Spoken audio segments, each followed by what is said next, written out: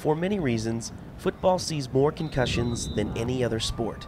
It is a collision sport that includes helmet-to-helmet contact and helmet-to-ground contact. Rules are changed each year to make the game safer, but University of Kansas head team physician Dr. Larry McGee says more can be done to prevent concussions, just not completely.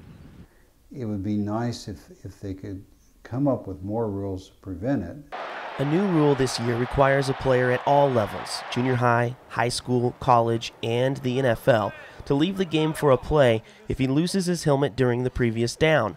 While this penalizes the player for not strapping the helmet down properly, it does not ensure the player will start the play with the helmet on correctly. A point of emphasis each year asks coaches to teach proper tackling. A player with his helmet down can lead to more concussions or worse, a spinal cord injury. That's why the player should keep his face mask up so that he can see what he hits. Teaching tackling at a young age is important, but should not be overlooked at higher levels. More is being done at the NFL level to research problems. Over the next decade with the NFL Players Union, they're dedicating more than $100 million for medical research. The money will also fund research for better and safer equipment.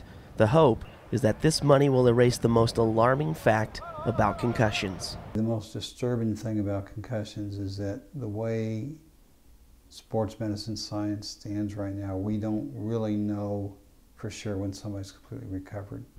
Locally, Lawrence Memorial Hospital paid for players from Free State High School to take impact testing. The test gives a baseline score to each player before the season. That score is tested with results from a player who may be concussed.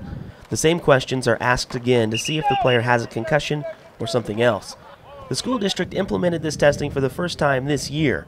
Ultimately, coaches like Free State head coach Bob Lisher take responsibility for teaching kids the proper tackling mechanics. I mean, we preach it, we teach it, we talk about it, we do everything in our power for the kids to keep their head out of the contact so that those things don't happen, or at least we reduce the risk of those things happening.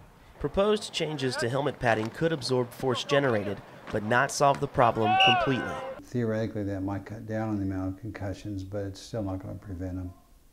Surprisingly, rugby players suffer fewer concussions than football players. Without helmets, rugby players are safer when it comes to sticking their head in dangerous situations. Darren Dunn, KUJH TV News.